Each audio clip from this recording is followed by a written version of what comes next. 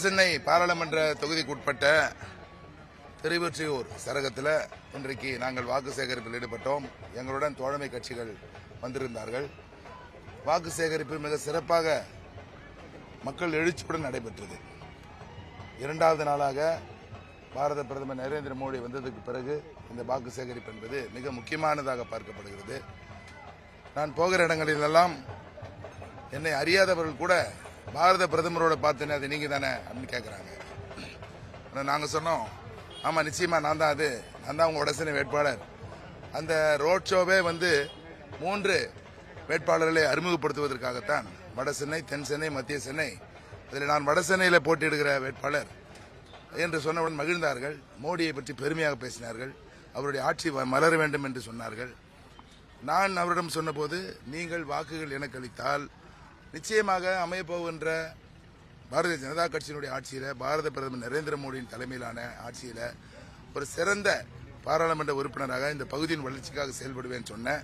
எல்லோரும் மகிழ்ச்சியாக என்னை வரவேற்கிறார்கள், ஆரத்தி எடுக்கிறார்கள், பூமாலை போடுகிறார்கள், குடும்ப நண்பர்களிடம் அறிமுகப்படுத்தி போட்டோ எடுத்துக் கொள்கிறார்கள். எனக்கு மிகுந்த உற்சாகமாக இருக்கிறது. நிச்சயமாக மக்களை ஏமாற்ற மாட்டேன் என்பதை உறுதியாக கூறுகிறேன். சார், எல்லாருமே சொல்றது என்னன்னா, இங்க உங்களுக்கு தெரியும், வடசென்னை பகுதியை பற்றி உங்களுக்கு தெரியுமோ தெரியாத தெரியல.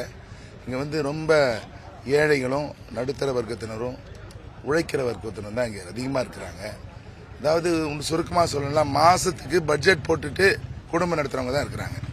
இப்படிப்பட்ட பட்ஜெட் போடுறவங்களுக்கு துண்டு விழும்போது அவங்களுக்கு மிக சிரமத்துக்குள்ளாகிறாங்க. என்ன மாதிரி துண்டு விழுதுனாக்கா, இப்போ ஒரு பால் விலை உயர்வு, மின்சார கட்டண உயர்வு, வீட்டு வரி உயர்வு, இப்போ வீடு அவங்களுக்கு சொந்தம் இல்லைனா கூட வீடு வச்சிருக்கவங்க உயர்ந்தாக்கா வாடகை உயர்த்துறது, இதெல்லாம் சாதாரணமாக தினமும் அந்த பட்ஜெட்டில் இடிக்கிற விஷயம். அதை தாண்டி நிறைய வேலை வாய்ப்புகள் இல்லை பசங்களுக்கு. நல்ல கல்வி இல்லை, அதனால வேலை வாய்ப்பு இல்லை. நல்ல இந்த பக்கத்தில் பள்ளிக்கூடங்கள், நல்ல தரமான பள்ளிக்கூடங்கள் கொண்டு வரப்படலை. பாரதிய ஜனதா கட்சி சார்பாக கேந்திரா வித்யாலயா, நவோதயாலாம் கொண்டு வரப்பட்டிருந்தாலும் கூட இன்னும் கல்வி பாப்புலேஷன் அதிகமாக இருக்கு. இந்த மாதிரி நிறைய சூழல். அடிப்படை தேவையான குடிநீர், இது போன வருஷமும் சொன்னாங்க, அதுக்கு போன 5 ஆண்டுக்கு முன்னாடி சொன்னாங்க, அதுக்கு முன்னாடி 5 ஆண்டுக்கு முன்னாடி சொன்னாங்க. நல்ல குடிநீரை கொடுப்போம், சுத்தமான குடிநீர் கிடைக்கும், கழிவுநீர் கலக்காத குடிநீர் கிடைக்கும், பாதாள சாக்கடை திட்டம் இருக்கும், காவாலாம் பொங்கிட்டு வராது, சுற்றுப்புற சூழலை பாதுகாப்போம், பொல்யூஷன் இல்லாமல் வச்சிருப்போம், எல்லாம் சொன்னாங்க. இது அப்படியே இருக்குது. அதே தான் குறையா சொல்றாங்க.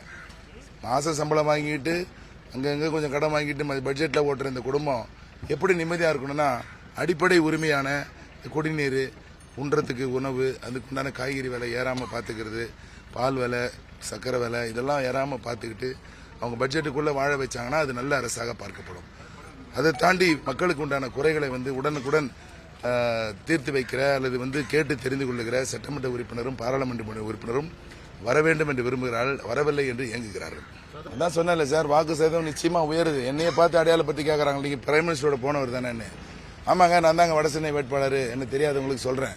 அப்போ அவங்க தெரிஞ்சுக்கிட்டு என்ன பண்றாங்க, என்னை பற்றி புரிஞ்சுக்கிட்டு பிரதமரோட இவர் இருக்கிற காட்சியை பார்த்துட்டு நிச்சயமா இவருக்கு ஓட்டு போட்டா இந்த பகுதியை வளர்த்துவாரு, பிரதமர் ஒரு நல்ல மாதிரியா அரவணைச்சு போவாரு, இவர் கேட்கறதெல்லாம் கிடைக்கின்ற ஒரு எண்ணத்தை உருவாக்குனோடனே